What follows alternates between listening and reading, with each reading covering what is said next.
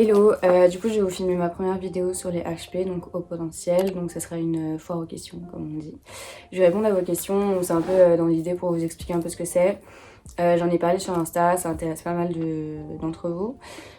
Du coup voilà, donc c'est la première fois que je me filme comme ça, c'est vraiment pas évident, je suis pas du tout à l'aise. Donc désolée si je bafouille, si je regarde dans le retour parce que c'est pas évident de regarder un petit point noir. Aussi je répète souvent les mots et tout, genre ça sera probablement catastrophique, mais je vais essayer d'être le plus clair possible. Également je tiens à préciser que je ne suis pas psychologue, je ne suis pas non plus une experte dans les HP, donc si vous êtes HP et que vous ne reconnaissez pas spécialement dans ce que je dis, bah ça peut arriver, voilà. Je vais juste parler le plus sincèrement possible et assez spontanément sur mon expérience, sur comment je le vis. Et donc voilà, donc c'est propre à moi. Donc parfois je vais sûrement parler au nom de tous les HP, mais en vrai il faut que j'évite parce que voilà, c'est mon expérience. Donc on va commencer. Donc la première question, c'est quoi être un haut potentiel tout simplement. Je vais répondre aux questions mais je vais sûrement divaguer pour vous expliquer plus en profondeur. Du coup, HP, c'est quoi? Donc, haut potentiel, c'est une pathologie. Donc, il y a les HPE et les HPI, donc haut potentiel émotionnel, haut potentiel intellectuel.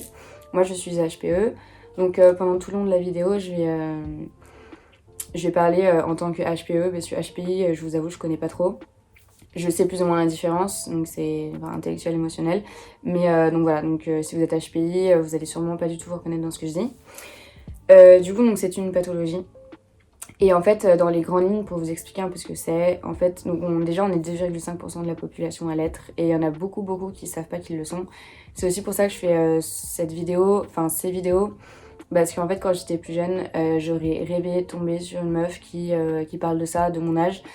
Et même quand j'ai été diagnostiquée, je me suis vachement renseignée sur les HP, et à l'époque, je regardais beaucoup de vidéos YouTube et tout.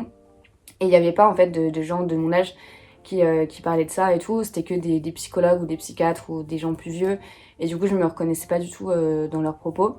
Et donc, je connais pas personnellement, mais je connais une youtubeuse qui est HP, qui elle en a fait qui est devenue un peu psychologue et tout.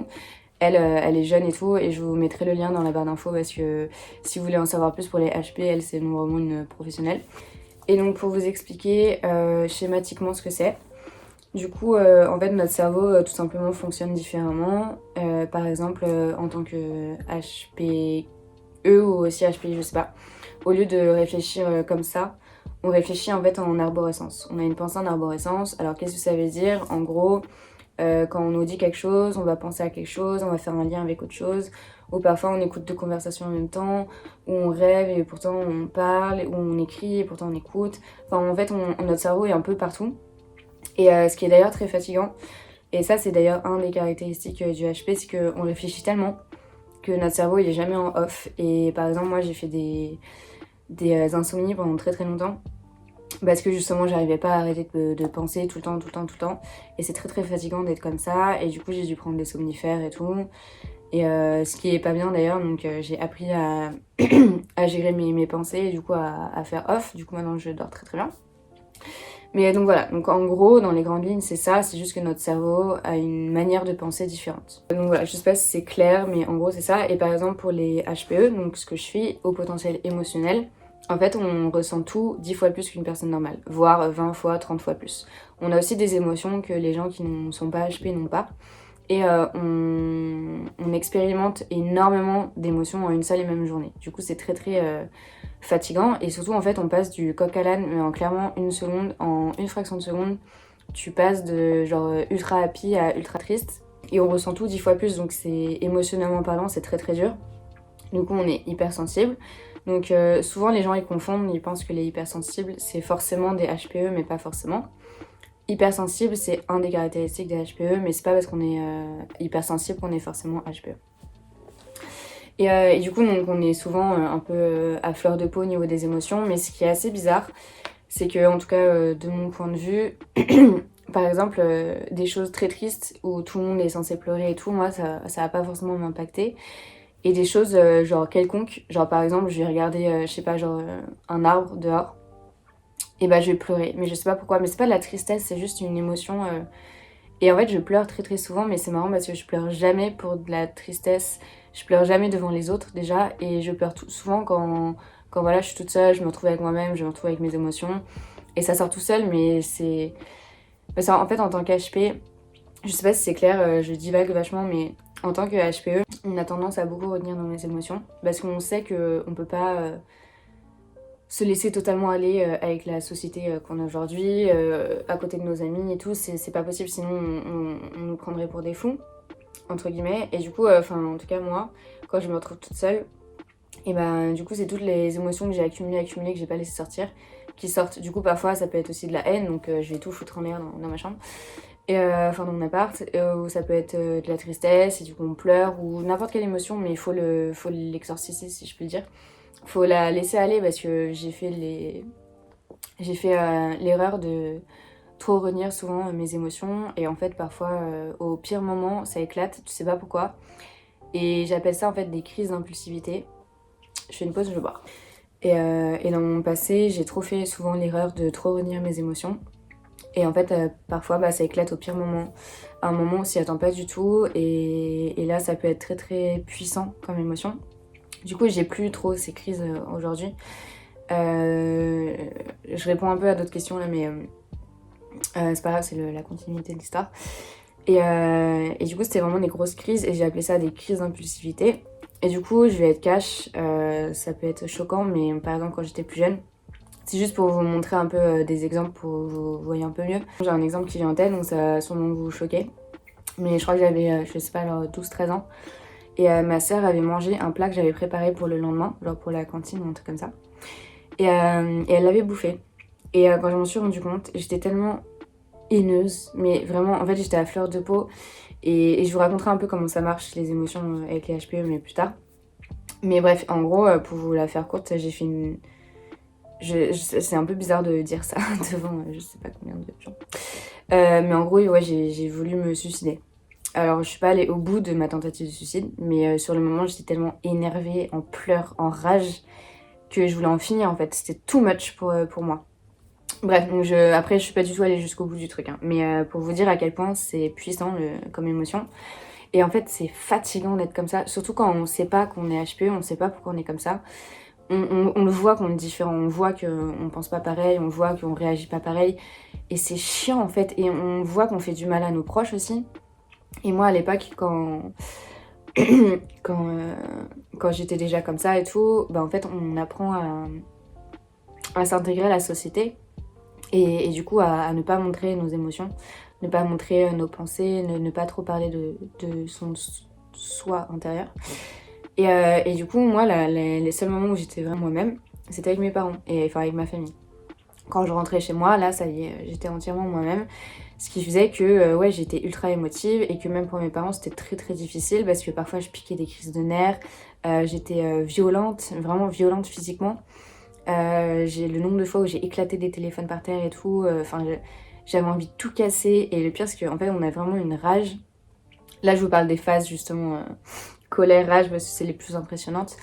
J'avais vraiment des envies de meurtre en fait. Et c'est très bizarre de dire ça sur internet. Je sais pas si j'ai le droit de dire ça, franchement. Je vais la refaire. Donc j'étais tellement en rage que j'avais envie de faire du mal en fait. Et du coup ça m'arrivait de frapper les murs, de me frapper moi, de me foutre des baffes et tout, tellement j'avais envie d'extérioriser cette haine. Et bref. Tout ça pour dire que ouais, pour mes parents c'était pas évident et pour moi non plus parce que le pire c'est vraiment de se dire mais pourquoi je suis comme ça, pourquoi je suis tout le temps à fleur de peau, pourquoi j'ai ces émotions. C'est lourd en fait, c'est chiant, c'est pesant, c'est fatigant. Bref, du coup là je m'étale un peu trop. Je vais passer à la deuxième question. Comment tu peux savoir si t'es HPE? Enfin HP. Alors du coup je vais vous raconter un peu moi comment je l'ai découvert. Pour la petite histoire, du coup, donc je me suis toujours sentie différente. Ça a toujours été le cas. Et en fait, j'ai commencé à me rendre compte que j'étais différente quand, au collège, je crois que c'était au collège, lycée, avec ses potes, on commence à un peu plus parler de nos expériences personnelles et tout, de ce qu'on pense, tout ça. Je me suis vite rendu compte que les gens, ils pensaient pas comme moi. En fait, je pensais que dans le cerveau, on pensait tous pareil. Par exemple, quand je suis solo, par exemple dans le métro ou les transports, je passe ma vie analyser les gens, mais je capte tout en fait, genre je suis en mode ok alors lui il fait ci, il fait ça, ok tu vois les petits détails, les machins, tu notes enfin t'analyses tout, mais ça se fait naturellement en fait. Et t'as l'impression d'être dans une bulle où tu captes tout et de voir un peu les gens d'en haut. Et pas en mode en haut, je suis supérieure, en mode, je sais pas, genre... comme s'ils te voyaient pas et que tu savais tout sur tout. C'était un peu bizarre. Et du coup, ouais, je me suis vite rendu compte qu'on pensait pas pareil et que mes potes, elles étaient pas comme moi, quoi. Enfin, que j'étais pas comme elles. Et même au niveau de mes émotions et tout, j'ai vite ressenti que voilà, j'étais pas pareil. Et même cette sensation profonde de pas appartenir à... Par exemple, moi j'ai toujours eu l'impression que j'avais été adoptée en fait. Vraiment, je le pensais vraiment. Parce que j'avais vraiment cette sensation de pas fitter dans ma famille. Voilà, je me sentais pas à ma place et je me sentais pas à ma place non plus sur cette planète. Donc pour vous dire à quel point je me sentais pas à ma place, quoi. Donc c'était très très dur et je vous raconterai peut-être dans d'autres vidéos, mais j'ai eu des phases un peu dépressives et tout quand j'étais très jeune. Bref, ça on s'en fout. Et tout ça pour dire que du coup, donc j'avance dans le lycée et tout ça.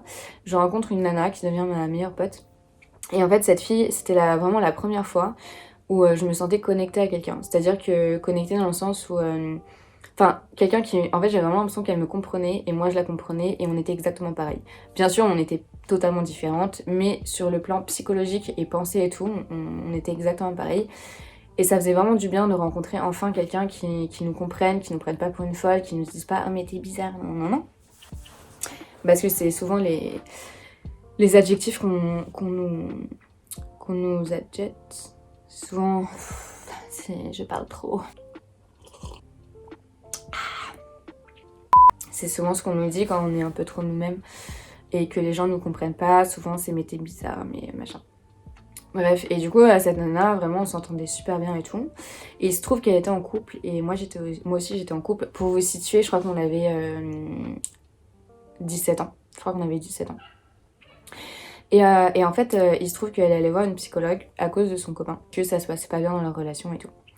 Cette psychologue, en fait, c'était un hasard, mais c'était une spécialiste des hauts potentiels. Ma pote de base, je crois qu'elle y allait pas trop pour elle, c'était vraiment pour la relation avec son copain. Et copain, il se trouve que cette psy a diagnostiqué son copain de pervers narcissique. Alors, pervers narcissique, je pense que je ferai une vidéo là-dessus. Après, ce qui m'énerve un peu, c'est qu'aujourd'hui, moi je vous avoue, à 17 ans, pervers narcissique, j'avais jamais entendu ce mot de ma life. Aujourd'hui, pervers narcissique, il est employé dans toutes les discussions. Et oui, je pense qu'il y en a beaucoup, mais faut pas confondre pervers narcissique, la vraie maladie qui est très très grave, dangereuse et très dure de s'en sortir. Et voilà, des hommes qui sont un peu possessifs, jaloux, il y en a plein. Ça veut pas pour autant dire. Pour autant, ça veut pas dire. Ça veut pas pour autant dire que c'est des pervers narcissiques. Bref, parenthèse. Tout ça pour dire que du coup, après avoir diagnostiqué son copain pervers narcissique, elle a diagnostiqué ma pote de HPE. Et la nana lui a filé un dossier de trucs qu'elle avait écrit et tout, qu'on ne trouve pas sur internet, sur justement les HPE parce que c'était une spécialiste. Et ma pote, quand elle est rentrée, elle m'a dit « Écoute Inès, t'es HPE ». Et je sais c'est quoi ça et tout. Et du coup, elle me donne le truc, je lis et c'était tellement moi. Enfin, c'était tellement... Je me reconnaissais tellement dans ce qu'il y avait écrit. C'était pas mal de pages. Hein. Qu'en fait, j'en ai pleuré, j'étais en mode mais c'est incroyable. Genre, et en fait, j'avais enfin une réponse à pourquoi je suis comme ça. Et ça m'a totalement émue. J'étais en mode putain, mais en fait, il y a une raison à tout ça. Je suis pas totalement starbée pour rien. Et du coup, ça m'a vachement rassurée. Et j'ai tout de suite pris un rendez-vous avec cette nana, qui d'ailleurs a diagnostiqué aussi mon copain de pervers narcissique. Et pour la petite histoire, en fait, les HPE, et peut-être HPI, je sais pas, les HP, sont en fait inconsciemment attirés par des pervers narcissiques. Et les pervers narcissiques sont inconsciemment attirés par les HP. Donc c'est super. Mais donc voilà, elle m'a aussi diagnostiqué HPE. Après, le problème, c'est que moi, elle m'a envoyé voir des psychiatres qui m'ont donné des médicaments et en fait, c'est pas du tout la bonne solution, c'est pas du tout ce qu'il faut faire. Le mec, je lui ai dit en 3 mots mon mal-être, entre guillemets. Le mec m'a tout de suite donné des antidépresseurs. J'étais en mode ok. Comme une débilos, je les ai pris pendant 1 semaine et demie. Et en fait, ce genre de médicaments, je crache pas sur tous les médicaments, mais là, les antidépresseurs, c'était des trucs quand même assez forts. Je devenais un gros légume, j'avais plus d'émotions. Et effectivement, j'avais plus mes crises d'impulsivité et tout, mais en fait, j'étais plus du tout moi-même. Et heureusement, à ce moment-là, c'est pour ça, moi, je crois pas mal aux signes de la vie et tout. Parce que à cette période-là, justement, j'ai une amie de ma mère est naturopathe. Je sais pas si c'est vraiment le terme exact pour décrire ce qu'elle fait ou ce qu'elle est, mais en gros elle guérit, elle est un peu psychologue, mais aussi elle guérit les maux et tout, avec des traitements fleurs de bac, des choses naturelles, des séances un peu de méditation et tout, qui était tout ça. Et en fait elle m'a dit t'arrêtes tout de suite les médicaments, ça va pas, t'es folle, machin. Elle m'a dit écoute t'arrêtes et viens me voir, on verra comment on peut gérer le truc. Et en fait ça c'était une autre question, comment t'arrives à machin. Du coup je lui répondrai un peu plus en profondeur après, mais tout ça pour dire que c'est comme ça que j'ai découvert que j'étais HP. Et pour la petite histoire, en fait, du coup, j'étais un peu dégoûtée des psychiatres, psychologues et tout. Et sauf qu'en fait, je voulais en savoir plus sur ce que c'était HP. Et du coup, j'ai un peu poussé les analyses. Du coup, je suis allée dans un laboratoire où justement, en fait, c'est un peu comme si t'étais sujet d'étude. Et parce que j'avais regardé plein de trucs sur internet et tout, du coup j'ai décidé de me porter volontaire, où en fait ils font des analyses sur ton cerveau, des trucs. Du coup j'ai fait des tests de QI, j'ai fait des IRM, des choses où tu entends des sons, tu vois des choses, etc. Et en fait tu vois les parties de ton cerveau qui bougent, qui s'activent, alors qu'une personne normale, t'as pas forcément ces parties-là qui s'activent, etc. Du coup j'ai fait les tests à fond, donc effectivement je suis bien HP. Un des caractéristiques des HP c'est que notre QI est supérieur, mais alors attention parce que dès qu'on dit ça, les gens ils sont en mode oh là là, mais tu te la pètes, on se la pète pas du tout. Déjà, un QI, il faut savoir que ça veut pas du tout dire qu'on est forcément plus intelligent. Genre, je suis une brêle en maths, je suis nulle en orthographe, comme vous avez pu le voir.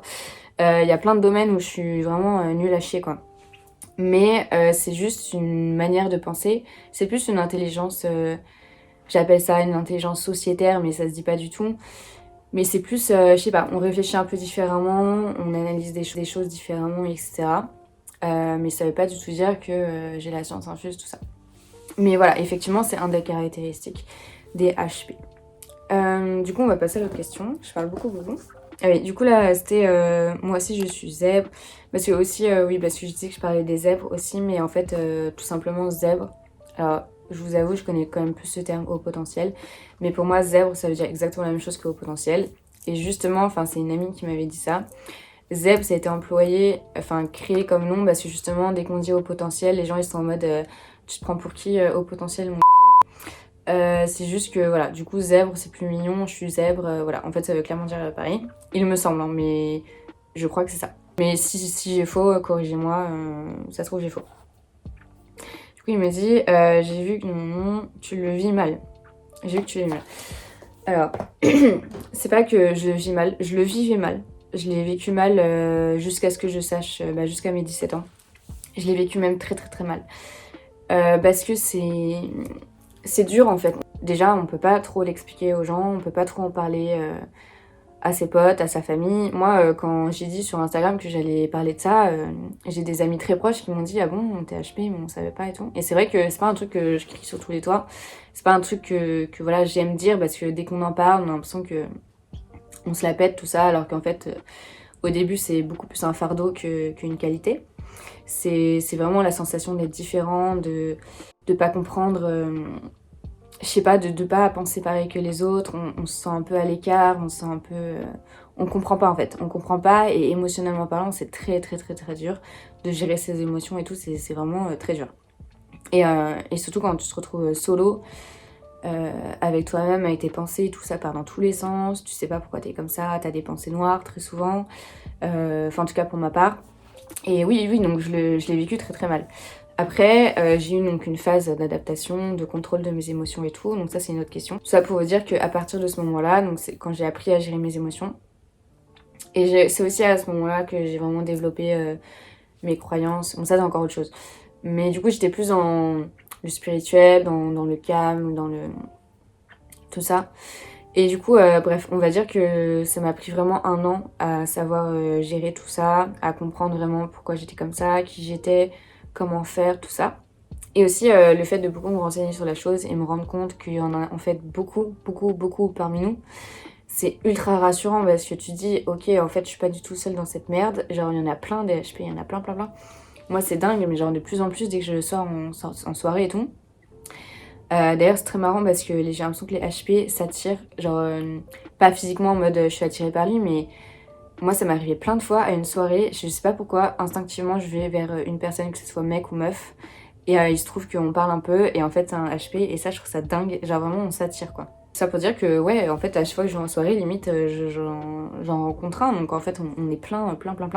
Il y a même des écoles de haut potentiel, parce qu'en fait il y a beaucoup de haut potentiel, d'ailleurs c'était le cas de mon ami, qui en fait font des phobies scolaires.